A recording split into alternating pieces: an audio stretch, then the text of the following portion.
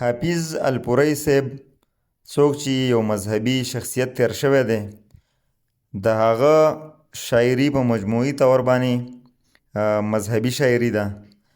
نن د هغه د شعرونو نه د یو غزل انتخاب کومه، ستاسو سره شریک کومه په کوم غزل کې چې هغه د محبوبې د قد و قامت، د هغې د خط و خال تعریفونه کړي دي، د هغې صفتونه یې کړي دي او هغه بیان کړی دی.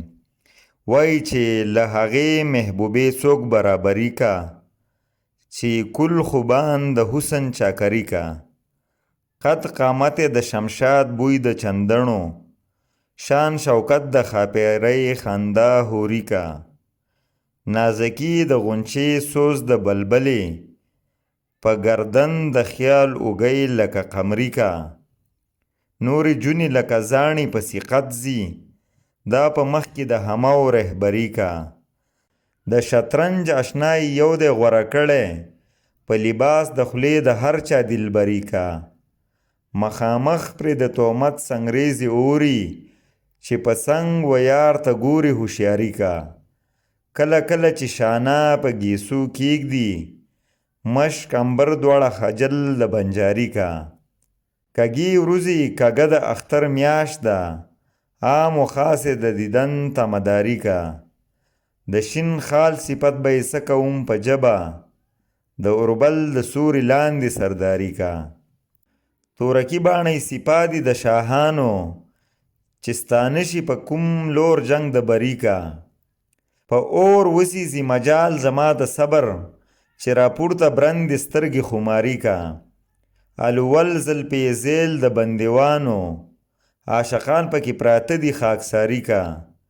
چې باد شر نقاب له مخه یوسي، سپوږمۍ هلته په اسمان کې شتاري کا. سره لمبه مې له ګوګله شي چاپېره، چې سرکې پیزوان په پوزه سونیاري کا.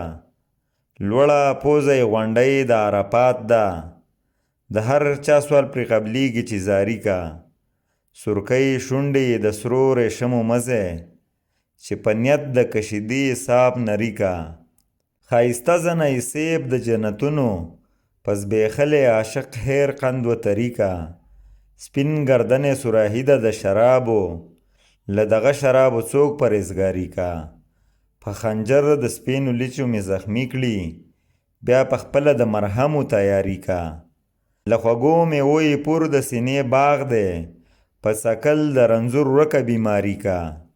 نری رنځ را دوڅار له نری ملا شه، روغ به نشم له دغه رنځه باري کا. و پنډو ته د عاشق زولنۍ پریوزي، ورښکاره چې پنډۍ سپینې مرمري کا.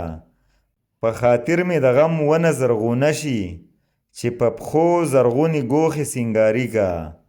چې بیلتون غشی په ګورت لري حافظه، په دغه شابیل به ډېر زړونه سوري کا.